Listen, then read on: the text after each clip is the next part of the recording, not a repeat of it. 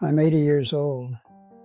I know you might want to skip ahead, but I'm asking you to stay with me for just a few minutes. What I need to tell you, what I've learned after 8 decades on this earth, it matters. Not because I'm special, not because I have all the answers, but because I've lived long enough to see something most people don't get to see, or maybe don't want to see. I've outlived everyone I loved. My wife, my brother, my closest friends, my daughter. Every single person who knew me when I was young, when I was uncertain, when I was becoming who I am. They're all gone now. And before you think this is just going to be sad, before you assume this is an old man feeling sorry for himself, let me tell you that's not what this is about. What I've learned from standing at all those gravesides, from sitting in all those empty rooms, from watching all those chairs at the dinner table go unfilled, it's changed everything about how I understand what it means to be alive. And I think if you're willing to listen, it might change something for you too. I never thought I'd be the last one standing. Nobody does. When you're young, you imagine growing old together. You picture reunions, grandchildren running around while you and your friends sit on the porch and laugh about the old days. You think there's going to be time, so much time. I remember being 45 and thinking I was already getting old. My knees hurt, I was slowing down. But I had my wife Sarah next to me every morning. I had my brother Tom calling every Sunday. I had my friend Jack showing up at my door with fishing gear, insisting we had to get out on the water. I had my daughter Rebecca bringing the grandkids over, filling the house with noise and chaos and life. The world felt full, abundant. I took it for granted, the way you take for granted that the sun will come up tomorrow. You just assume the people you love will be there. Maybe not forever, you're not completely naive, but you assume you'll have warning. You assume you'll have time to say the things that matter. Tom died first. My brother. He was 58. I was 63. Heart attack. Sudden. He was in his garage working on that old Chevy he'd been restoring for years, and his wife found him there 2 hours later. I got the call at work. I remember standing in the parking lot afterward, just standing there in the sun and thinking, this isn't right. Tom was supposed to be at my funeral, not the other way around. He was my little brother. I was supposed to go first. That's how it was supposed to work. At the funeral, I stood up and tried to say something meaningful.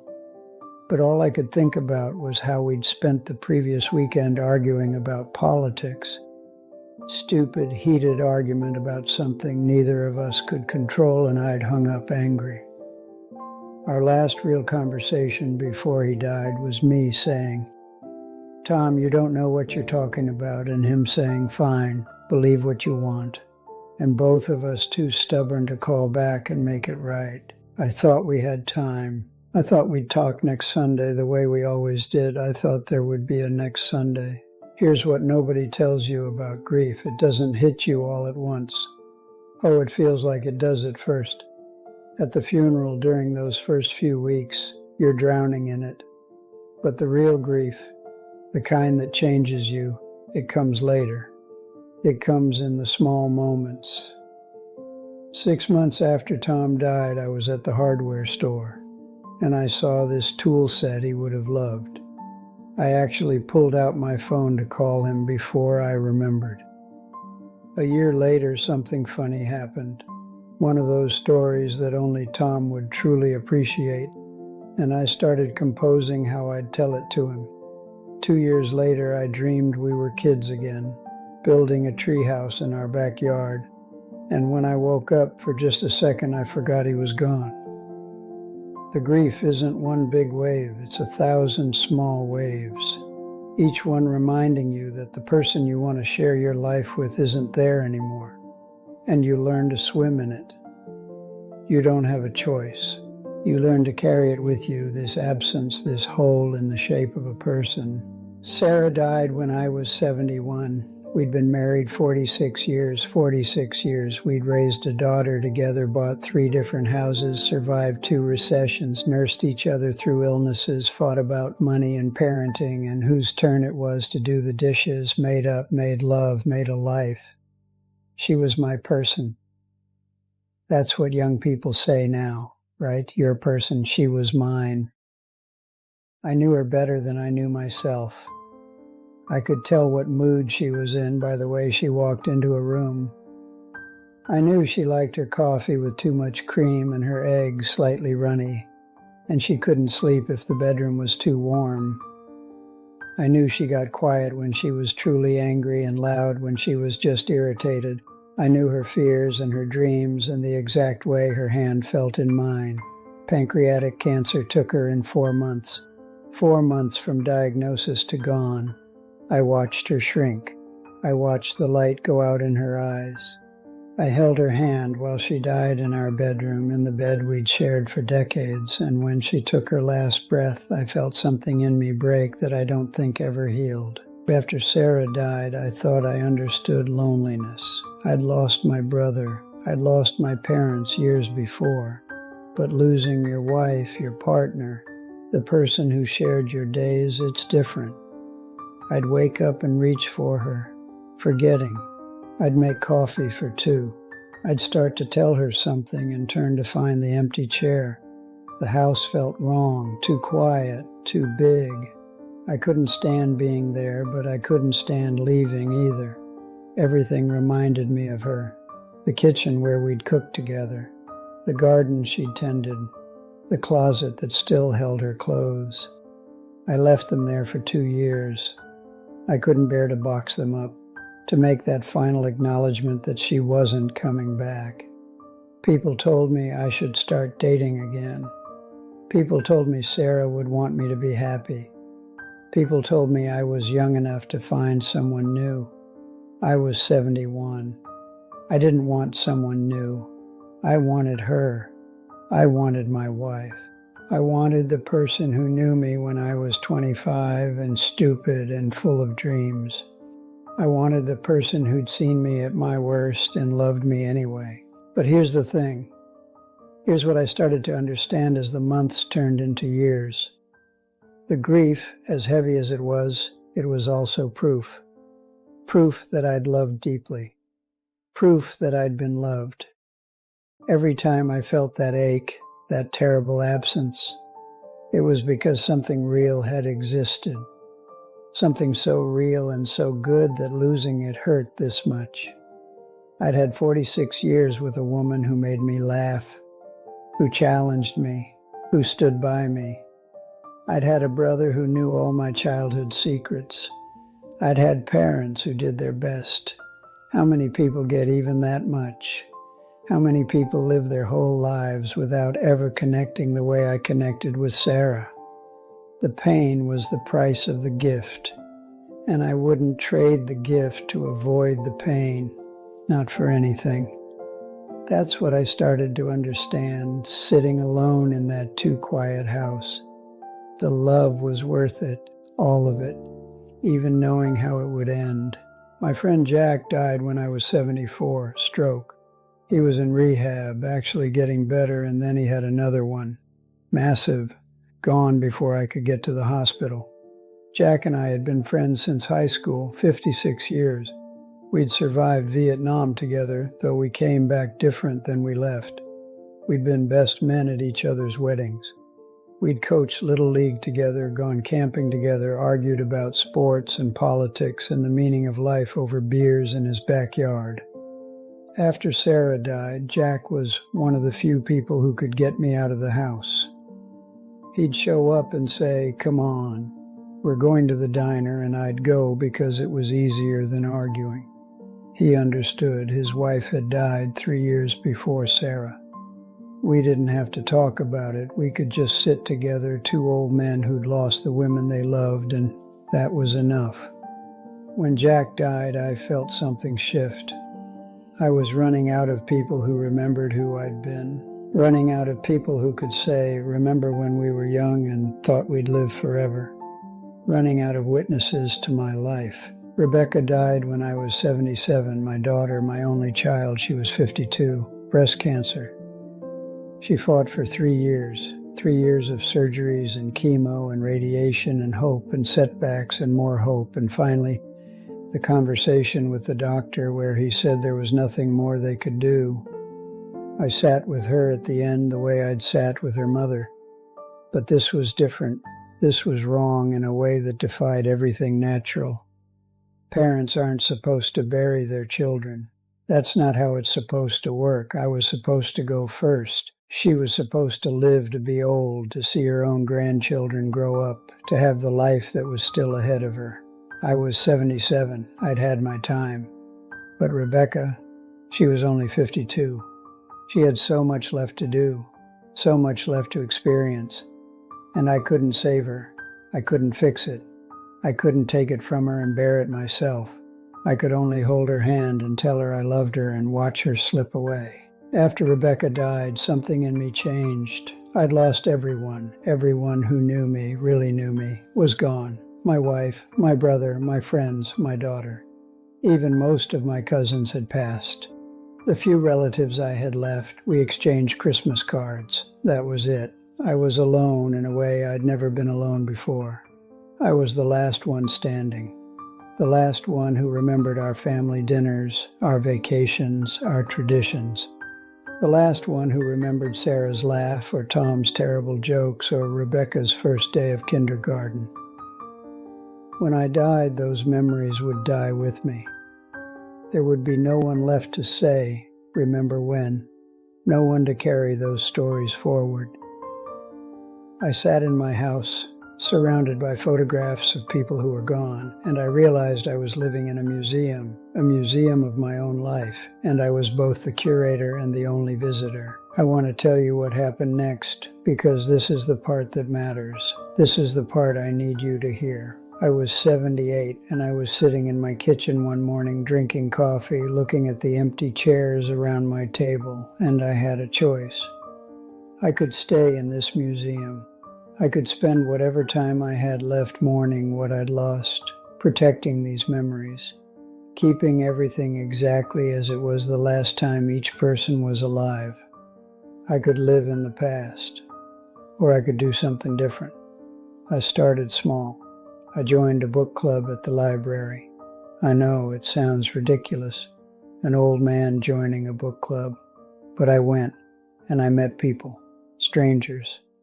People who didn't know Sarah or Tom or Rebecca, people who didn't know anything about me except what I told them.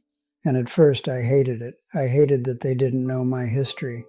I hated having to explain myself. I hated that they couldn't understand the weight I was carrying, but then something shifted. I realized that these people, these strangers, they were giving me something I desperately needed. They were giving me a reason to be present, not present in my memories, present right now, present in this moment. I started saying yes to things. When my neighbor asked if I wanted to come over for dinner, I said yes. When someone at the book club invited me to a poetry reading, I said yes. When my grandson, Rebecca's son, asked if I'd come to his daughter's soccer game, I said yes. I started filling my calendar with small things, coffee with new acquaintances, volunteer work at the food bank, a class on watercolor painting that I was terrible at but enjoyed anyway. And here's what I discovered. Here's what I learned from outliving everyone I loved. The people I lost, they didn't want me to stop living. They didn't want me to build a shrine to our memories and hide inside it. Sarah would have been furious with me for sitting alone in that house for years. Tom would have told me to get off my ass and do something. Rebecca, even at the end, even when she was dying, she kept asking about my life. She kept wanting to know I'd be okay. They loved me. And part of love, real love, is wanting the person you love to keep going, to keep finding joy, to keep connecting with people, to keep being alive. I'm not going to tell you that I don't miss them. I miss them every single day. Every morning I wake up and there's a moment where I forget and then I remember. And the grief is right there, fresh as ever. I miss Sarah's voice. I miss Tom's laugh. I miss calling Rebecca just to hear about her day. I miss having people who knew me when I was young. I miss having witnesses to my life. But I've learned to live with the missing. I've learned that grief and joy can exist in the same moment. I can be sitting at my great-granddaughter's birthday party, watching her blow out the candles, feeling so grateful to be alive to see this moment, and simultaneously wishing with all my heart that Sarah was next to me, that Rebecca was there to see her granddaughter growing up. Both things can be true. The grief doesn't erase the joy. The joy doesn't dishonor the grief. They coexist. They're both part of being human. They're both part of having loved deeply. What I want you to understand, what I've learned at 80 years old, is this. You will lose people. If you're lucky enough to love deeply, you will lose them. That's the deal. That's the price of admission to a meaningful life. And when you lose them, it will hurt in ways you can't imagine. It will hurt in ways that don't go away.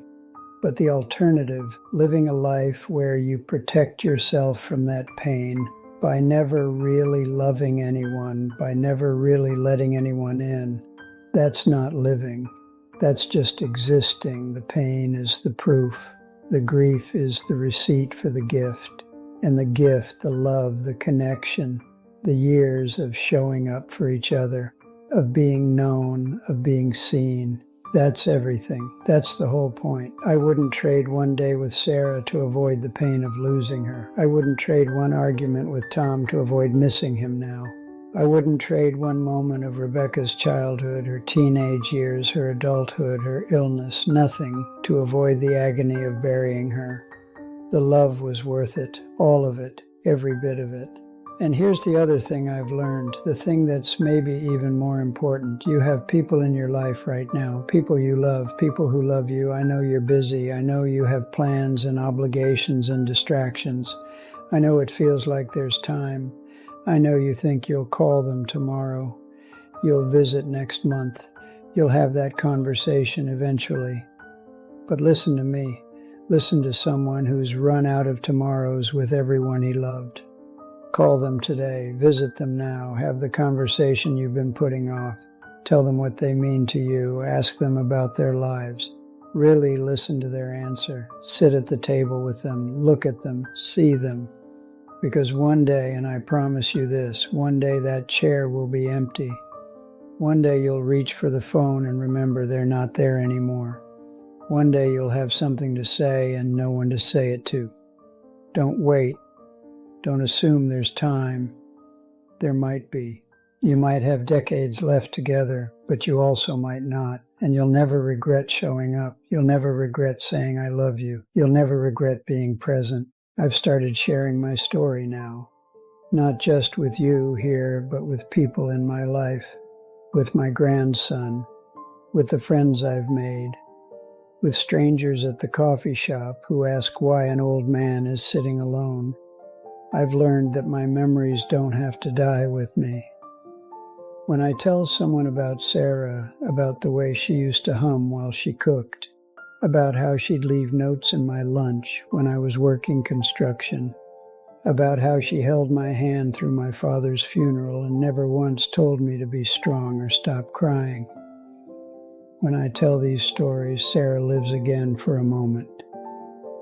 When I talk about Tom, about our childhood adventures, about the time we built a raft that immediately sank, about how he called me every Sunday for 30 years and we talk about nothing and everything, he's here again.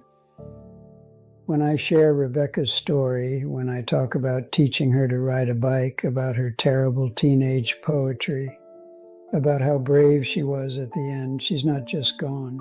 She's remembered, she mattered, her life meant something. This channel I'm on, this place where people like me share what we've learned, it's become part of how I keep their memories alive, part of how I make sense of outliving everyone. I talk to people who are going through what I went through. People who just lost someone, people who are terrified of losing someone, people who are realizing they've been taking their loved ones for granted. And I tell them what I'm telling you, love is worth it. The grief is the price and it's worth paying. Show up now, be present now, don't wait for the perfect moment. This is the moment, this conversation, this day, this ordinary Tuesday where nothing special is happening. This is it. This is life. These are the moments you'll miss when they're gone. Not the weddings and graduations and big events, though you'll miss those too. But the ordinary moments, the morning coffee, the casual conversation, the simple fact of their presence, that's what you'll ache for. That's what you'll wish you'd appreciated more. I don't know how much time I have left. Could be 10 years, could be 10 months, could be tomorrow. I'm 80 years old. I've outlived everyone I loved. I've buried my wife, my brother, my closest friends, my daughter. I carry their absence with me every day, but I'm not done. I'm not just waiting to die. I'm still here. I'm still showing up. I'm still finding things to care about. I'm still making new connections, even though I absolutely know that I'll lose them too. Because that's the choice. You can protect yourself from loss by never loving anyone. Or you can love fully, knowing it will hurt, knowing you'll lose them, knowing the grief will be devastating. And if you're lucky, if you're really lucky, you'll love so deeply and so well that the grief, when it comes, will be worth it. Every tear, every ache, every empty chair, worth it. Because they were here, because you loved them, because they loved you. Because for a time, however brief, you got to share your life with someone who mattered. So if you've stayed with me this far, if you've listened to an old man talk about loss and love and the terrible gift of outliving everyone, let me ask you something. Who do you need to call? Who have you been meaning to visit? What conversation have you been putting off? Do it today. Not tomorrow. Today. Tell someone you love them. Ask someone how they're really doing. Sit down with someone and just be there, fully there, not on your phone, not thinking about what you need to do next, just there. Give them your presence, because that's the gift. That's what they'll remember. That's what you'll wish you'd given more of when they're gone. Presence, attention, love, the simple fact of showing up. If this resonated with you, if this meant something, I'd be grateful if you'd subscribe to this channel. There are others here like me, people who've lived long enough to learn some things, and we're sharing what we know while we still can. Leave a comment telling me about someone you love. Share this with someone who needs to hear it. And most of all, go hug the people you love. Call them. Visit them. Don't wait. I'm telling you from the bottom of my heart, from the perspective of someone who's run out of people to hug, don't wait. They won't be here forever. Neither will you. Make it count while you can.